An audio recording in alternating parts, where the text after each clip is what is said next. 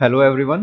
So this is the part 2 where we are solving CSIR net exam questions from the topic metric spaces and let's start with this question. So इसमें जो x है वो दिया हुआ है natural number का set, ठीक है।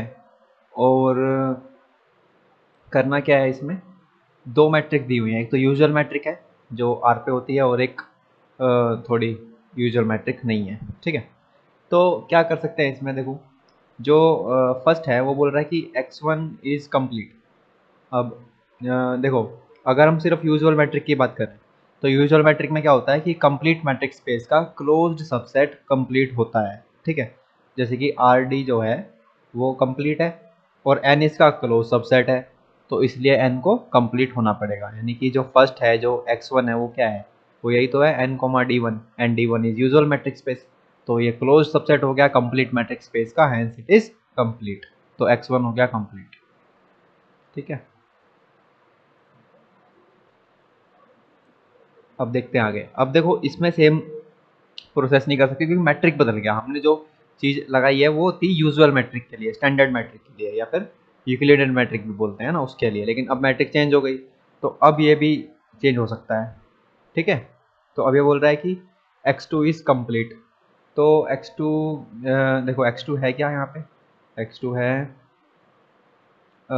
n कोमा d2, ठीक है। अब कंप्लीट होने के लिए क्या होना होगा, हर कोशी सीक्वेंस को कन्वर्ज करना होगा, ठीक है। तो मान लो 1 2 3 4, ये कोई सीक्वेंस ले ली मैंने XM, ठीक है। अच्छा, पहले मैं ये दिखाऊंगा कि देखो ये सीक्वेंस कोशी है, और फिर मैं बताऊंगा देखो ये कन्वर्ज नहीं कर रही, तो इसलिए ये x2 कंप्लीट नहीं है, ठीक है। तो ये कोशी है, कैसे पता चलेगा, देखो मैं क्या करूँगा, कोई भी दो टर्म्स का डिफरेंस लूँगा, XN कोमा XM। डिफरेंस क्या मतलब, डी लूँगा, क्योंकि जो मैट्रिक दिया है उसके रिस्पेक्ट में हमें डिस्टेंस निकालना है। तो d of x m comma x n, ठीक है। ये क्या आ गया, ये क्या आ गया, 1/m माइनस 1/n, यही हो गया। It is less then 1/m, है ना। तो आर्किमिडियन प्रॉपर्टी से एक एन नोट एग्जिस्ट कर जाएगा सच दैट कि ये जो डिफरेंस है इन्हीं भी दो टर्म्स का, d of x m comma x n always less than epsilon whenever m and n greater than equals to n not, ठीक है। इसको एप्सिलॉन के इक्वल मान के, है ना, एक ऐसा एम एग्जिस्ट कर जाएगा, एन नोट एग्जिस्ट कर जाएगा कि उस एन नोट के बाद अगर एम और एन ले रहा हूँ तो मैं उस अपने डिस्टेंस को एप्सिलॉन से छोटा कर सकता हूँ। So that is the definition of Cauchy sequence. तो इसका मतलब कोशी सीक्वेंस की डेफिनेशन सेटिस्फाई हो गई। इसका क्या मतलब हुआ कि we have a Cauchy sequence in x2। Okay, अगर मैं ये दिखा दूँ ये कोशी सीक्वेंस कन्वर्ज नहीं कर रही, then x2 is not complete. अच्छा, कैसे पता चलेगा, सीक्वेंस क्या थी, xn विच इज़ 1 2 3 4 5, और क्या कहते हैं, इसको हमें दिखाना है कि ये कन्वर्ज नहीं करती। मान लेते हैं ये कन्वर्ज करती है, चलो मान लिया है किसी x पे कन्वर्ज करती है, तो क्या होगा, तो यही होगा ना कि अगर x पे कन्वर्ज करती है तो xn और x का जो डिस्टेंस है वो एक एक टाइम के बाद क्या करेगा, जीरो पे जाएगा, है ना। यानी कि इसका distance when limit n tends to infinity क्या होना चाहिए, जीरो पे जाना चाहिए, ठीक है। लेकिन ये हो क्या रहा है, limit n tends to infinity, that is 1/n minus 1/x। तो ये क्या बन जा रहा है, 1/x बन जा रहा है, क्योंकि x नेचुरल में से था, ठीक है ना। तो ये तो जीरो नहीं हुआ, ये जीरो नहीं हुआ, मतलब इसका डिस्टेंस कम से कम इतना रहेगा फॉर एवरी n।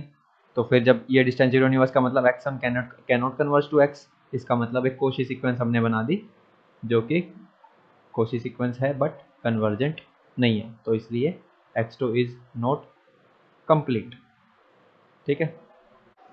अब थर्ड पार्ट में हमें प्रूफ करना है कि हमें बताना है कि x1 टोटली बाउंडेड है या नहीं, ठीक है। टोटली बाउंडेड की देखो कई सारी डेफिनेशंस होती हैं, पर हम यहाँ पे जो यूज़ कर रहे हैं वो ये है कि in a metric space is said to be totally bounded if every sequence of in that set has a Cauchy subsequence, ठीक है। कोई भी सीक्वेंस लेता हूँ सेट के अंदर तो उसकी एक Cauchy subsequence मिल जाती है तो वो टोटली बाउंडेड है, ठीक है।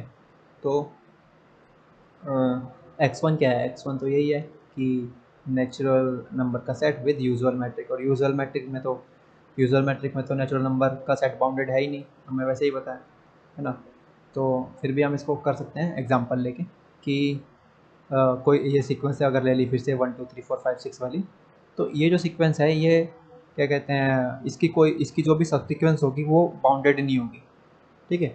ये क्योंकि एक तो ये खुद अनबाउंडेड है, और इसकी कोई सीक्वेंस सब सीक्वेंस लूँगा तो वो कभी भी कोशी हो ही नहीं सकती, क्योंकि कोशी होने के लिए बाउंडेड होना ज़रूरी है, और इसकी हर एक सब सीक्वेंस अनबाउंडेड ही होगी।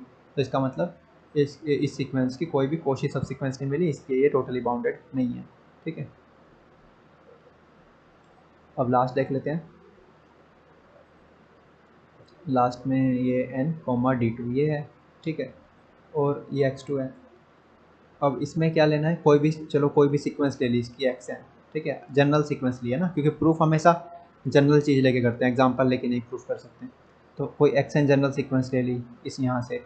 अब हम बोल रहे हैं कि इसकी एक कोशी सब सीक्वेंस मिलेगी, अगर मिल जाएगी तो फिर टोटली बाउंडेड है, नहीं तो नहीं है, ठीक है। अच्छा, जब हम सब ये जो सीक्वेंस है नेचुरल नंबर की है, ठीक है, नेचुरल नंबर की सीक्वेंस है। अब जब हम सब सीक्वेंस बनाएंगे तो हमारे पास तीन चॉइस हैं, हम ऐसी सब सीक्वेंस बना सकते हैं। देखो हम मैंने कोई नंबर ले लिया, मान लो ए वन, और अब मैं सीक्वेंस में से वो नंबर ले रहा हूँ जो ए1 से छोटा हो, ए2, ठीक है, ऐसे करके आगे जा जाके छोटा नंबर लेना चाह रहा हूँ, यानी कि डिक्रीजिंग सीक्वेंस बनाना चाह रहा हूँ। तो अगर जो डिक्रीजिंग सीक्वेंस होगी नेचुरल नंबर में, तो वो एक टाइम पे कांस्टेंट हो जाएगी, तो फिर तो वो कोशी है ही, ठीक है। या फिर मैं एक कैसी सीक्वेंस बना सकता हूँ, कांस्टेंट सीक्वेंस बना सकता हूँ, कांस्टेंट भी वही हो जाएगी, कोशी हो ही जाएगी। अच्छा, अब मैं इंक्रीजिंग सीक्वेंस बना सकता हूँ, है ना, सब सीक्वेंस बना सकता हूँ इंक्रीजिंग।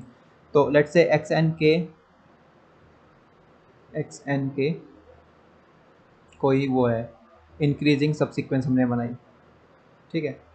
अब ये जो सब सीक्वेंस है इसके दो टर्म का अगर डिफरेंस लें, let's say x n k 1 comma x n k 2, तो ये आएगा 1/x n k 1 -1/x n k 2, और ये लेस हो जाएगा 1/x n k 1 से।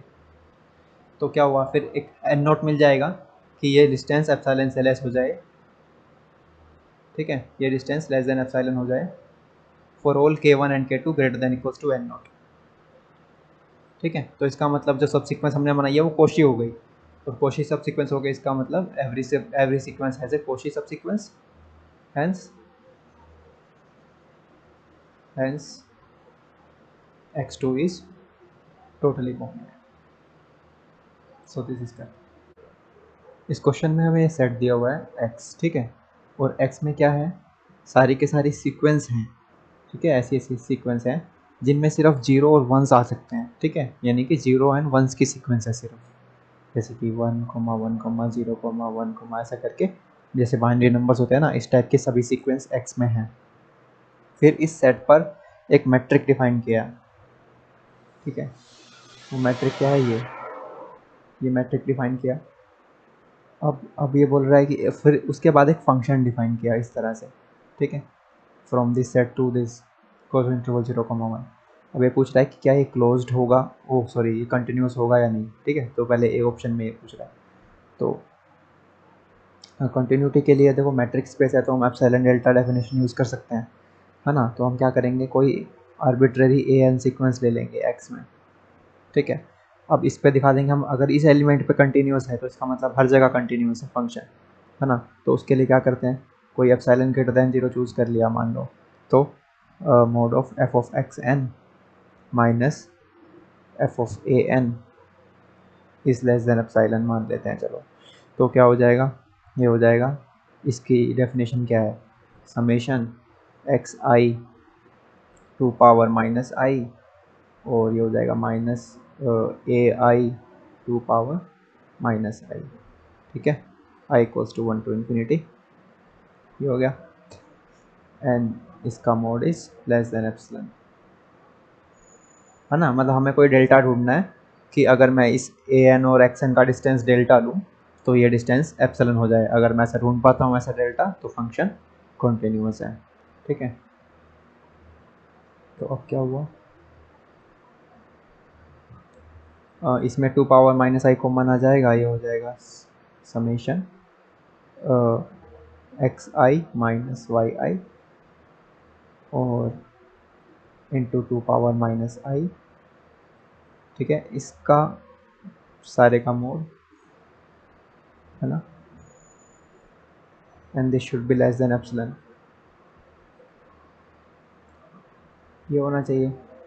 और अभी तुम जो मैट्रिक स्पेस की डेफिनेशन है वहाँ से तुम देखोगे तो क्या पता चलेगा कि अगर ये it is true, it is true if d of x n, sorry यहाँ पे वो था ए एन था,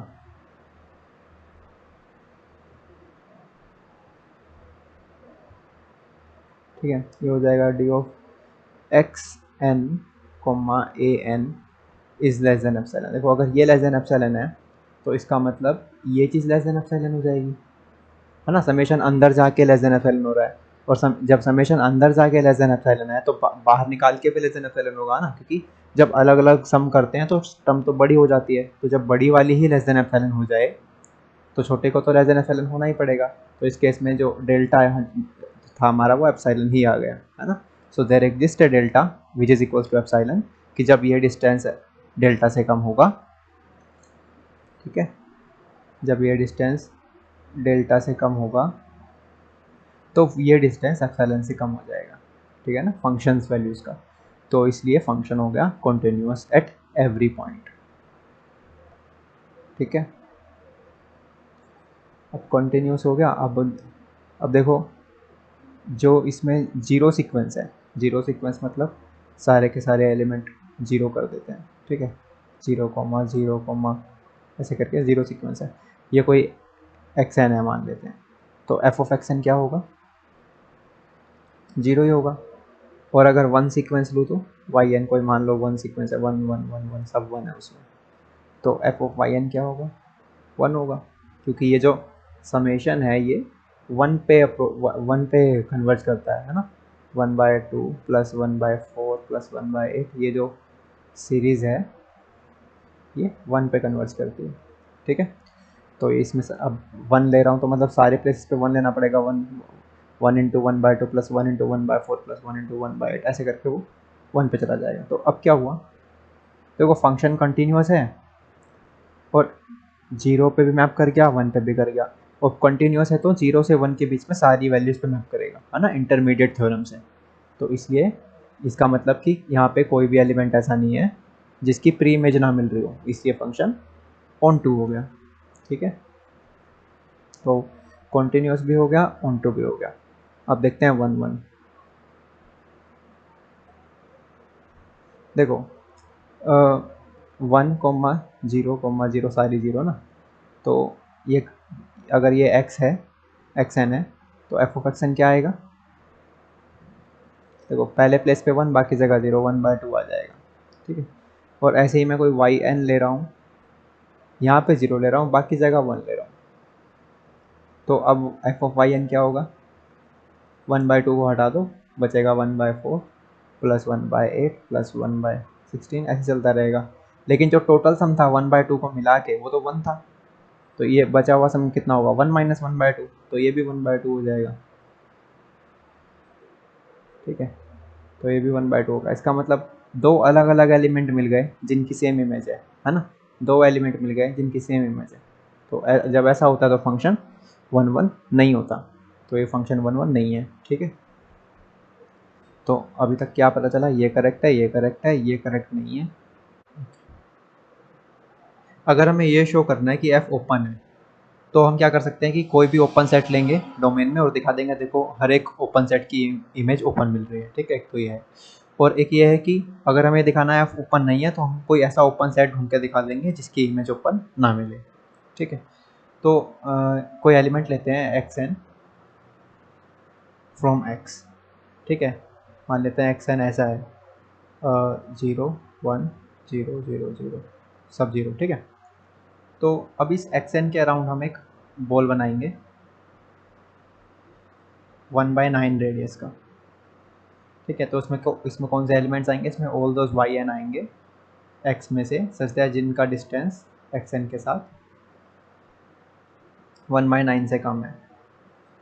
ठीक है, तो अब इस x को याद रखना ना, x क्या लिया है हमने, नीचे लिख लेते हैं xn इज़ 0 1 0 ऐसे। ठीक है, तो अब इसमें कोई yn जा रहा है, मान लो अगर इसमें कोई yn जा रहा है तो वो कैसा होगा, उसका क्या पहला जो सीक्वेंस होगी, क्या उसकी पहली टर्म 1 हो सकती है? नहीं हो सकती, क्योंकि जो डिफरेंस होगा फिर xn और yn का वो 1 - 0 इंटू 1/2 यानी 1/2 प्लस समथिंग हो जाएगा जो डिफरेंस है। तो फिर वो तो 1/9 से बड़ा होगा, तो इसलिए पहली टर्म 1 नहीं हो सकती, पहली टर्म को 0 होना पड़ेगा। ठीक है, सिमिलरली अगली दूसरी टर्म 0 नहीं हो सकती, बिकॉज यहाँ पे 1 है, फिर 1 - 0 उसको 1/4 प्लस समथिंग कर देगा। ठीक है, तो ये भी गड़बड़ है, तो ये इसका मतलब सेकेंड टर्म को 1 होना पड़ेगा। ऐसे ही थर्ड टर्म को 0 होना पड़ेगा, क्योंकि अगर थर्ड टर्म 1 हो जाती है तो फिर जो x1 और yn का डिफरेंस है वो 1/8 प्लस समथिंग हो जाएगा, which is also not good. ठीक है, तो ये हो गया 0। अब आगे कुछ भी हो सकता है। ठीक है, आगे सारे के सारे 1 भी हो सकते हैं, है ना, कुछ भी हो सकता है आगे। तो यानी कि पहली 3 जो टर्म है उनको ये होना ही पड़ेगा। अब मान लो आगे सारे के सारे 0 हो जाए मान लो, ठीक है, तब तो ये x1 और yn बराबर हो गए। अच्छा, और f ऑफ x क्या है, 1/4 है। ठीक है, और कोई yn इसमें तब जाएगा जब मैं यहाँ पे टर्म्स कुछ 0 की जगह अलग ऐड करूँगा, और 0 की जगह अलग ऐड करूँगा तो मुझे उसकी इमेज मिलेगी वो 1/4 से ज़्यादा ही मिलेगी, है ना, 1/4 से ज़्यादा मिलेगी। तो इसका मतलब क्या हो गया कि जो yn है वो ओपन सॉरी यहाँ पे closed interval 1/4 comma something, some number between 0 and 1, let's say some beta, है ना। और ये भी मैटर नहीं करता वो ऐसा हो या ऐसा हो, ये भी मैटर नहीं करता, है ना।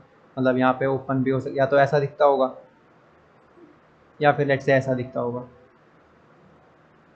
बस हमें ये पता चल गया कि यहाँ से क्लोज्ड है ना, और यहाँ से क्लोज्ड है का क्या मतलब है कि 1/4 उसका इंटीरियर पॉइंट नहीं है, इसका मतलब वो ओपन नहीं है ना। तो इसका मतलब ये जो बॉल है इसकी जो इमेज इस पे जब इस बॉल की हमने इमेज ली वो ऐसी आ रही है ना, इस बॉल की इमेज। तो ये तो ओपन बॉल थी, तो ओपन सेट की इमेज ओपन नहीं बनी, तो इसलिए जो है ये जो फंक्शन है वो ओपन मैप नहीं है। ठीक है,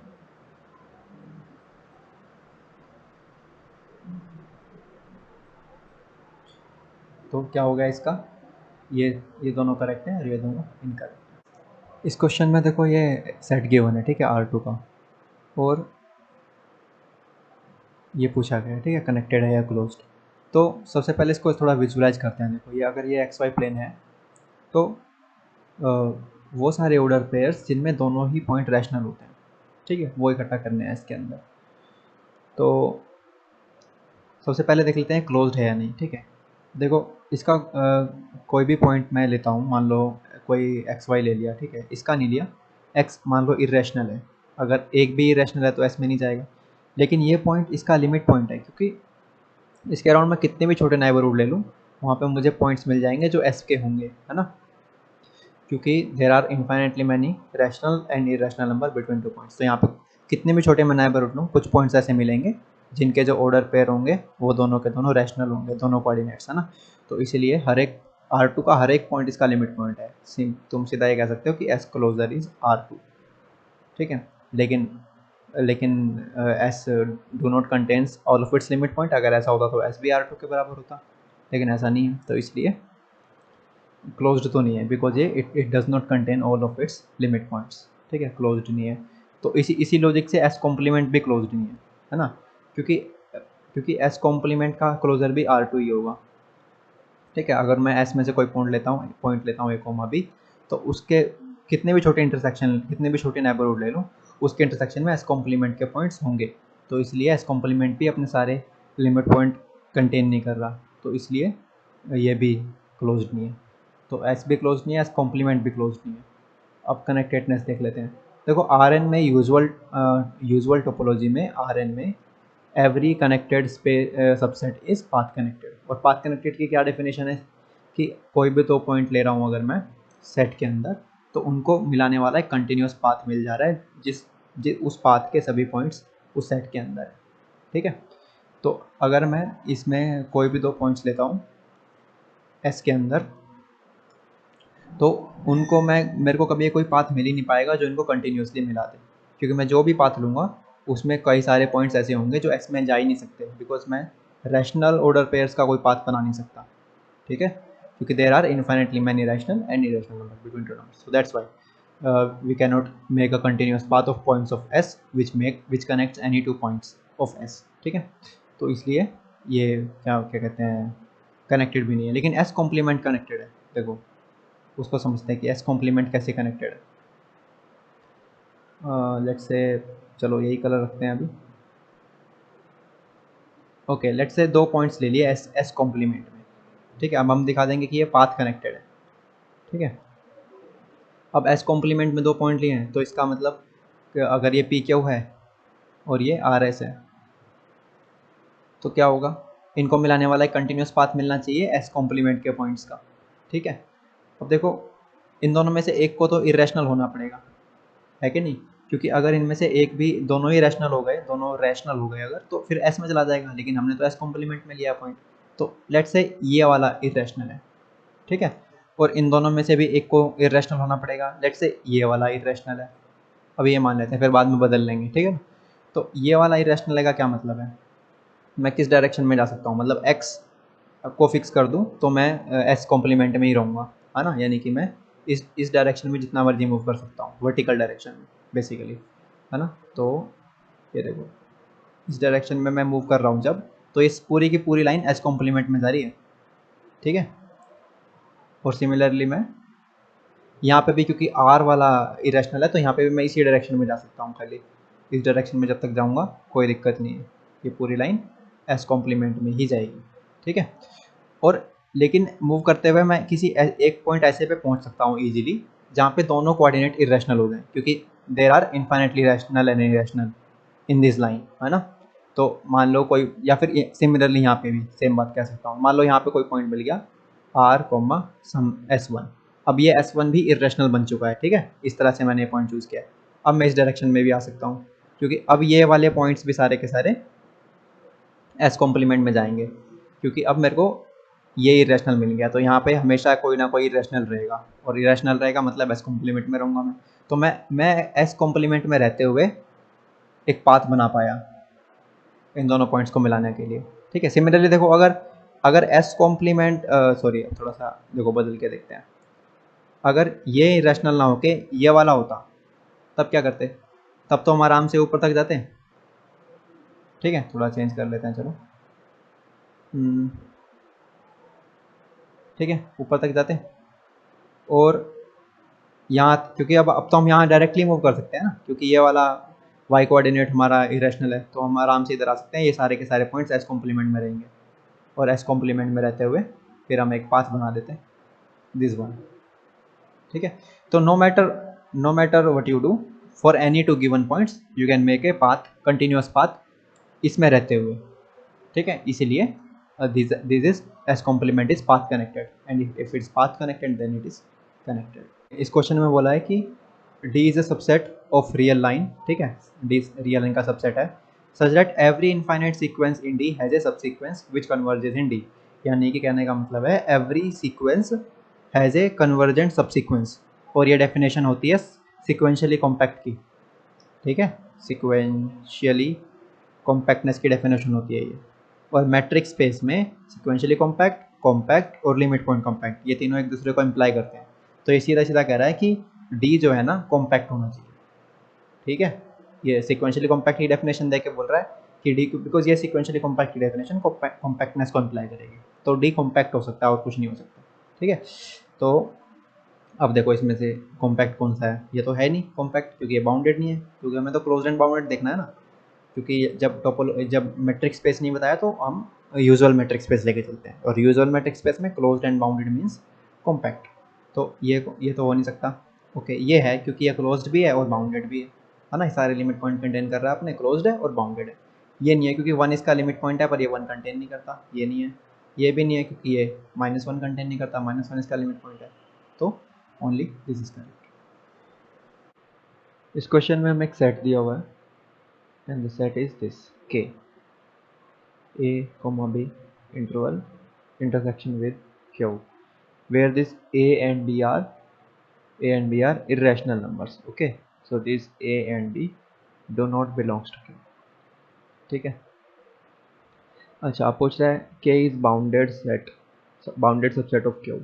अब देखो ये k जो है वो q का सबसेट है ऑब्वियसली, बिकॉज ये q के साथ इंटरसेक्शन किया था तो q में तो जाएगा ही। और बाउंडेड है क्योंकि क्या होगा, कोई भी पॉइंट है वो b से बड़ा नहीं होगा और a से छोटा नहीं होगा, है ना। तो कोई m मिल जाएगा such that mod of a is less than m for all a belongs to k, है ना। तो क्या हो जाएगा, ये बाउंडेड हो जाएगा क्योंकि इंटरवल ऑलरेडी बाउंडेड है और फिर इंटरसेक्शन कर रहे हो तो फिर बाउंडेड ही रहेगा, है ना। इंटरसेक्शन क्योंकि सेट को छोटा ही करती है, बड़ा तो करती नहीं है। तो क्या बाउंडेड हो गया। फिर सेकंड ऑप्शन बोल रहा है कि k is close subset of q। अच्छा, फिर से लिख लेते हैं k को। k is nothing but this. अच्छा, a लिमिट पॉइंट है, a कोई पॉइंट है, अगर a जो पॉइंट है वो देखो r में तो जा रहा है ना, k में नहीं जा रहा होगा लेकिन r में जा रहा है। तो इसके a के अराउंड कोई भी नेबरहुड लेंगे जब, तो उसमें इनफाइनेटली मैनी पॉइंट्स होंगे k के, चाहे कितने भी छोटे नेबरहुड ले लो, है ना। तो इसलिए a लिमिट पॉइंट है बट a k में नहीं जा रहा, है ना। a do not belongs to k, तो मतलब k जो है वो अपने लिमिट पॉइंट कंटेन नहीं कर रहा है, इसलिए वो क्लोज्ड नहीं हो सकता। क्लोज की डेफिनेशन होती है कि if it contains all of its limit points. ठीक है, तो यानी ये करेक्ट है, ये इनकरेक्ट है। k is compact. अच्छा, क्लोज्ड ही नहीं हुआ तो कॉम्पैक्ट भी नहीं होगा, बिकॉज बाउंडेड तो है पर क्लोज्ड नहीं है, इसलिए कॉम्पैक्ट नहीं है।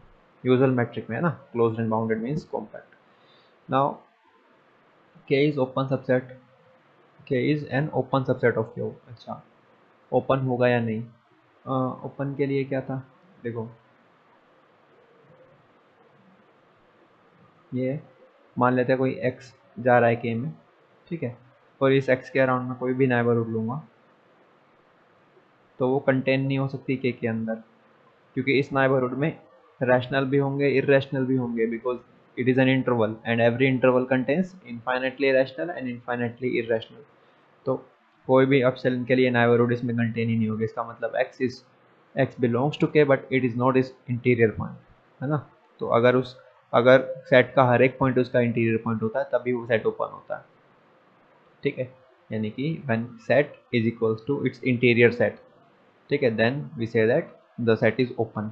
बट यहाँ पे ऐसा नहीं है बिकॉज x इंटीरियर पॉइंट नहीं बन पाया, तो इसलिए ये भी इनकरेक्ट है। So only one answer is correct, that k is bounded subset of q। इस क्वेश्चन में देखो ये R2 का सबसेट गिवन है, ठीक है। तो पहले इसको देखो, पहले सिर्फ इसको समझते हैं कि ये क्या कहना चाह रहा है, क्योंकि ये R2 में कर्व है, ठीक है। जब ये इसको हम देख लेंगे तो फिर हम उस सेट में इसको भी इंक्लूड कर देंगे, ठीक है। तो इसका सेट देखने के लिए हमें इस कर्व को ड्रॉ करना होगा एक्स वाई प्लेन में। So it will look like this, ठीक है। क्या हुआ ये कि x 0 से 1 के बीच में रहेगा, मतलब कि x ग्रेटर देन 0, यानी कि ये वाला इधर वाला पोर्शन तो हमें देखना ही नहीं है, उधर जाना है सिर्फ, ठीक है। तो x 0 से 1 के बीच में है, मतलब कि 0 से 1 के बीच में x है और y ये कर्व फॉर्म कर रहा है।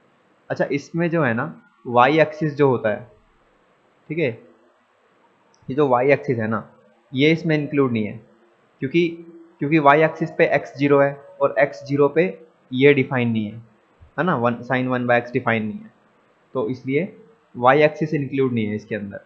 ऐसा देखने में, क्योंकि जो प्लॉट है वो डेंस होता जा रहा है y एक्सिस की तरफ, तो देखने में लग रहा है अच्छा हाँ y एक्सिस भी इसके अंदर होगा, बट नहीं है, क्योंकि y एक्सिस यानी कि x इक्वल्स टू 0 पे ये डिफाइन नहीं है, ठीक है।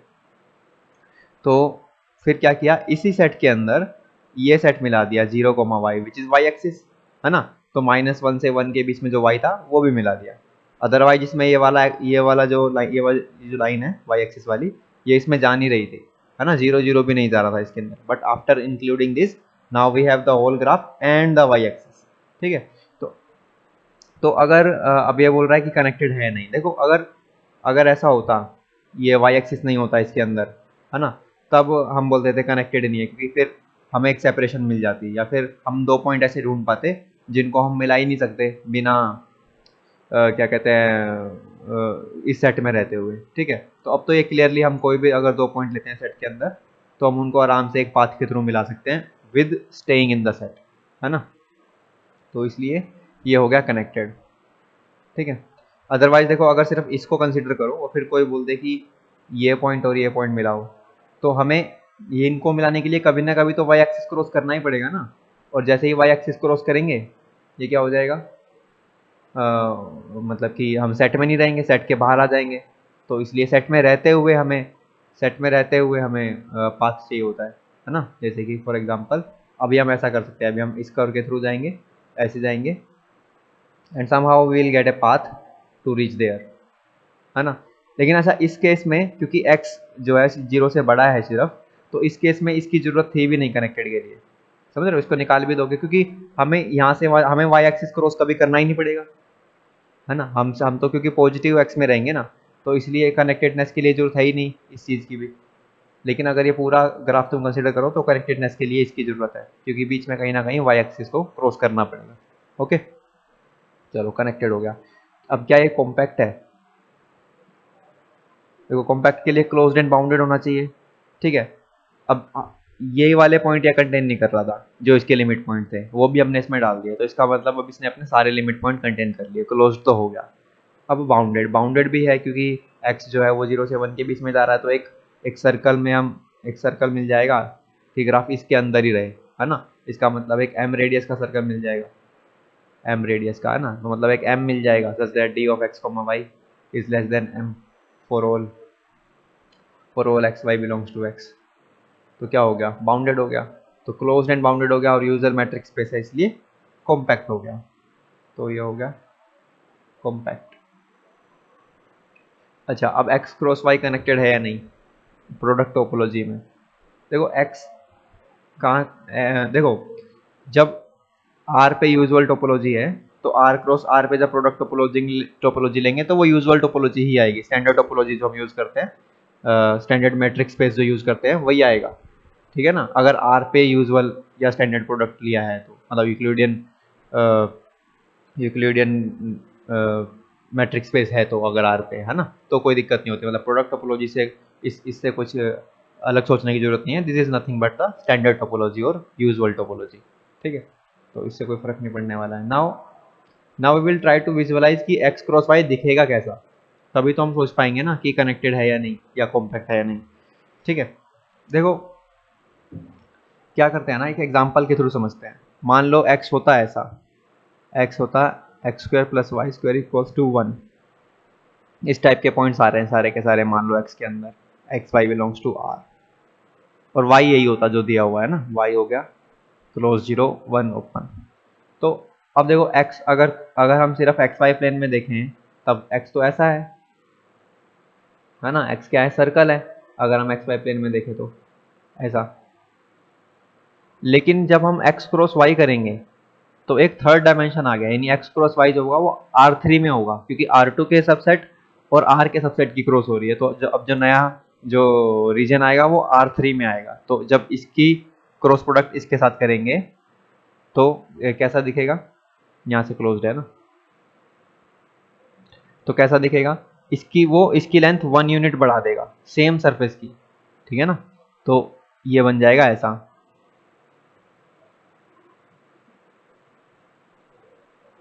ठीक है ना। तो ये सर्कल का उसने सिलेंडर बना दिया, है ना। तो x क्रॉस y ऐसा दिखेगा। ठीक है। और इसमें देखो ये वाली बाउंड्री तो इंक्लूड होगी, क्योंकि y0 अलाउड है ना। जैसे जैसे ऊपर जा रहे हैं y बढ़ता जा रहा है, y जो है वो नई डायमेंशन ऐड कर रहा है इसके अंदर। लेकिन y 1 अलाउड नहीं है, 1 से कम सारा अलाउड है, इसलिए ये वाली जो बाउंड्री है ये इंक्लूड नहीं होगी। ठीक है, ये वाली बाउंड्री इंक्लूड नहीं है, नीचे वाली है क्योंकि y 0 अलाउड था, 1 अलाउड नहीं है। अब सिमिलरली इस चीज को यहाँ से रिलेट करके देखते हैं। ठीक है, अब हमारा x है ये, ठीक है, इसका प्लॉट आया ऐसा। अब इसकी जब प्रोडक्ट y से करेंगे तो क्या होगा, वो सेम इस फिगर को उठा के इसकी लेंथ बढ़ा देगा ऊपर की तरफ। इमेजिन, यू कैन इमेजिन, है ना, इसकी वो लेंथ ऊपर की तरफ बढ़ा देगा, सिर्फ इतनी इतनी यूनिट। और उसकी जो ऊपर वाली बाउंड्री होगी वो इंक्लूड नहीं होगी, जैसे जैसे सर जैसे हमने सिलेंडर में किया था ना, कि इसकी ऊपर वाली बाउंड्री इंक्लूड नहीं होगी, है ना। तो ऐसे ही जो इसकी क्रॉस जब हम इसके साथ करेंगे तो जो 3D रीजन आएगा उसमें ऊपर वाली बाउंड्री इंक्लूड नहीं होगी। लेकिन ये जो बाउंड्री है ये तो लिमिट पॉइंट्स का सेट बनाती है, क्योंकि इसके अराउंड कोई भी अगर हम स्फेयर लेंगे या बॉल लेंगे तो वो इंटरसेक्ट करेगी इनफाइनेटली मैनी पॉइंट के साथ सेट के, है ना। तो इसका मतलब ये लिमिट पॉइंट है और लिमिट पॉइंट को ये कंटेन नहीं करेगा, तो इसलिए ये क्लोज्ड नहीं है, और क्लोज्ड नहीं है तो कॉम्पैक्ट भी नहीं है। ठीक है, तो इसलिए ये हो गया गलत। This is also correct. So 1 2 3 are correct, are correct. ठीक है, so this is it for the part 2। Thanks for watching.